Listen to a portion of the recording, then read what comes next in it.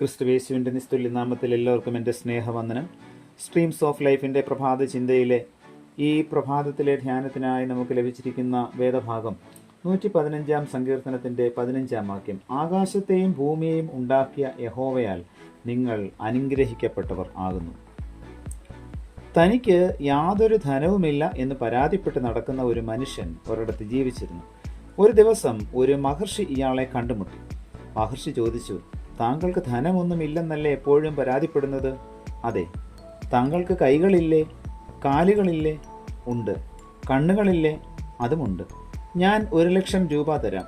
താങ്കൾക്ക് താങ്കളുടെ ഒരു കണ്ണ് എനിക്ക് എടുത്തു തരാമോ? ഇല്ല. 1,00,000 അല്ല, 10,00,000 തന്നാലും ഞാൻ തരില്ല.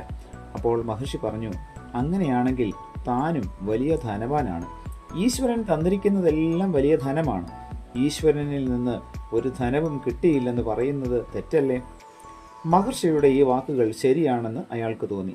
അയാൾ ഈ സംഭവത്തോടെ തൻ്റെ പരാതിപ്പെടൽ അവസാനിപ്പിച്ചു. എപ്പോഴും പരാതിപ്പെടുന്നവരെ നാം ജീവിതയാത്രയിൽ കണ്ടുമുട്ടാറുണ്ട്. എന്തിനും പരാതി. തനിക്ക് പണമില്ല, പേരും പെരുമയുമില്ല, സ്നേഹിതരില്ല, ആരോഗ്യമില്ല എന്നൊക്കെ ഇവർ പരാതിപ്പെടും. പക്ഷേ പലപ്പോഴും ഈ പരാതികളൊക്കെ അസ്ഥാനത്താണ്. വേണ്ടത്ര പണമുള്ളവരായിരിക്കും പണമില്ലെന്ന് പരാതിപ്പെടുന്നത്. ആരോഗ്യവും അംഗീകാരവുമുള്ളവർ അതില്ലെന്ന് പറഞ്ഞ് ദുഃഖിക്കുന്നു. ഈ പരാതിപ്പെടലിന് പിന്നിലുള്ള മനഃശാസ്ത്രം എന്താണ്? അമിതമായ ആഗ്രഹം, പണത്തോടും സമ്പത്തിനോടുമുള്ള അത്യാഗ്രഹം. ഈ അത്യാഗ്രഹം നമുക്ക് ആപത്ത് വരുത്തിവെക്കും. ഈശ്വരൻ നമുക്ക് ഒരു കഴിവും തന്നിട്ടില്ല എന്ന് പറയുന്ന ചിലരെ എനിക്കറിയാം. അവരുടെ ഈ പ്രസ്താവന ഒരിക്കലും ശരിയല്ല. അവരിൽ പലരും സാമാന്യം ആരോഗ്യമുള്ളവരാണ്. രോഗങ്ങളൊന്നും തന്നെ ഇല്ലാത്തവർ.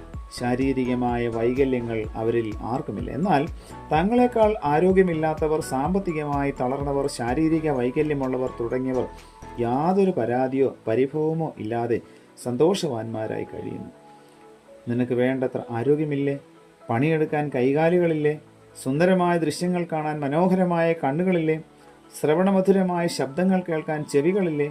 സ്നേഹം പങ്കുവയ്ക്കുവാൻ സുഹൃത്തുക്കളില്ലേ? പിന്നെ എന്തിനാണ് ഈ പരാതിപ്പെടൽ?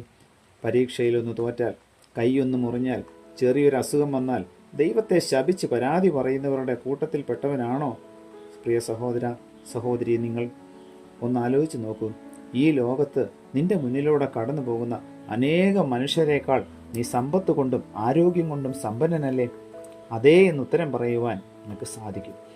അതിനാൽ ദൈവം തന്നിരിക്കുന്ന വലിയ കഴിവുകൾ കണ്ടെത്തി അതിനെ വളർത്തുവാനായി ശ്രമിക്കണം. ദൈവം തരുന്ന നിസാര വേദനകളും പരാജയങ്ങളും നമ്മുടെ നന്മയ്ക്കാണെന്ന് നാം കരുതണം. ദൈവത്തിൽ നിന്നും വലിയ അനുഗ്രഹങ്ങൾ ഏറ്റുവാങ്ങിയിരിക്കുന്ന നാം മറ്റു പലരെയും വെച്ച് നോക്കുമ്പോൾ വലിയ ധനവാന്മാരാണ്. അതിനാൽ അതിനൊക്കെ നാം ദൈവത്തിന് നന്ദി പറയുന്നവരായിരിക്കണം. അതല്ലാതെ ദൈവത്തെ ഒരിക്കലും കുറ്റപ്പെടുത്തരുത്. ഒരിക്കൽ വിശുദ്ധ ഫ്രാൻസിസ് അസിസിയുടെ ഒരു ശിഷ്യൻ നാസ്തികനായ ഒരു യുവാവിനെ ഈശ്വരനെക്കുറിച്ചും ഈശ്വരൻ ആ യുവാവിന് നൽകിയിരിക്കുന്ന അനുഗ്രഹങ്ങളെക്കുറിച്ചും ബോധ്യപ്പെടുത്താനായി അയാളെയും കൂട്ടിക്കൊണ്ട് അന്ധനായ ഒരാളുടെ അടുക്കൽ ചെന്നു. ശിഷ്യൻ അന്ധനോട് ചോദിച്ചു, താങ്കളുടെ കണ്ണുകൾക്ക് ഒരാൾ കാഴ്ച തന്നു എന്നിരിക്കട്ടെ, താങ്കൾ ആ വ്യക്തിയെ സ്നേഹിക്കുമോ? സ്നേഹിക്കുക മാത്രമല്ല, ജീവിതകാലം മുഴുവൻ അയാളുടെ അടിമയായിരുന്ന് അയാളെ ഞാൻ സേവിക്കും. പിന്നീട് ഫ്രാൻസിസ് അസിസിയുടെ ശിഷ്യൻ നാസ്തികനായ ആ യുവാവിനോട് ചോദിച്ചു, താങ്കളുടെ കണ്ണുകൾക്ക് കാഴ്ച തന്ന ദൈവത്തെ എന്തുകൊണ്ടാണ് സ്നേഹിക്കാൻ തയ്യാറാകാത്തത്? ദൈവം താങ്കൾക്ക് വലിയ അനുഗ്രഹങ്ങളാണ് തന്നിരിക്കുന്നത്, എന്നിട്ടും താങ്കൾ ആ ദൈവത്തെ ഉപദ്രവിക്കുന്നു. ഈ വാക്കുകൾ നാസ്തിക യുവാവിൻ്റെ ഹൃദയത്തിൽ പരിവർത്തനങ്ങൾ ഉണ്ടാക്കി. അയാൾ നാസ്തികവാദം ഉപേക്ഷിച്ച് ക്രിസ്തീയ വിശ്വാസം സ്വീകരിച്ചു. പ്രിയമുള്ളവരെ, ദൈവം എനിക്കും നിങ്ങൾക്കും തന്നിരിക്കുന്നതായ ദിവസം ചൊരിഞ്ഞുകൊണ്ടിരിക്കുന്ന അനുഗ്രഹങ്ങളെക്കുറിച്ച് നാം ബോധവാന്മാരാകണം. നമുക്കില്ലാത്തതിനെ ഓർത്ത് പരാതിപ്പെടാതെ ഉള്ളതുകൊണ്ട് നാം തൃപ്തരാകണം. മറ്റു പലരെയും അപേക്ഷിച്ച് പല കാര്യങ്ങളിലും ദൈവത്തിൻ്റെ അനുഗ്രഹം കൂടുതൽ വാങ്ങിയിട്ടുള്ളവരാണ് ഞാനും നിങ്ങളും. അതുകൊണ്ട് ദൈവം തരുന്നതായ അനുഗ്രഹങ്ങൾ ഓർത്ത് ദൈവത്തിന് നന്ദി പറയുവാനായി നാം എല്ലായ്പ്പോഴും ശ്രമിക്കണം. ഇല്ലാത്തതിനെ ചൊല്ലി കൊണ്ടുതപ്പെട്ടിട്ട് യാതൊരു പ്രയോജനവുമില്ല. ആകയാൽ ഈ വചനങ്ങളാൽ ഈ പുതിയ ദിവസം ഏറ്റവും സന്തോഷത്തോടും പ്രത്യാശയോടും ജീവിപ്പാൻ ദൈവത്തിൻ്റെ പരിശുദ്ധാത്മാവ് നമ്മെ ഏവരെയും സഹായിക്കട്ടെ. പ്രാർത്ഥിക്കാം. പ്രിയ കർത്താവേ, നൽകിയ വചനത്തിനായി നന്ദിയോടെ സ്തോത്രം. ഞങ്ങളുടെ ജീവിതത്തിൽ പലപ്പോഴും പരാതിപ്പെടുന്നതായ അനുഭവം ഞങ്ങളിൽ വന്നു പോയിട്ടുണ്ട്. കർത്താവ് ഞങ്ങൾക്ക് നൽകിയിരിക്കുന്നതായ അനുഗ്രഹങ്ങളെ പലപ്പോഴും ഞങ്ങൾ മറന്നു പോയിട്ടുണ്ട്. ദൈവമേ, ഞങ്ങളുടെ ജീവിതത്തിൽ അറിഞ്ഞോ അറിയാതെയോ വന്നുപോയ എല്ലാ കുറവുകളെയും ഞങ്ങളോട് അവിടുന്ന് ക്ഷമിക്കണമേ. ഇന്നത്തെ ദിവസം കർത്താവെ കേട്ട വചനത്തിൻ്റെ അടിസ്ഥാനത്തിൽ പ്രത്യാശയോടെ ജീവിപ്പാൻ തക്കവണ്ണം അവിടുന്ന് സഹായിക്കണമേ. പുത്രൻ്റെ നാമത്തിൽ പ്രാർത്ഥന കേൾക്കണം പിതാവേ. ആമേൻ.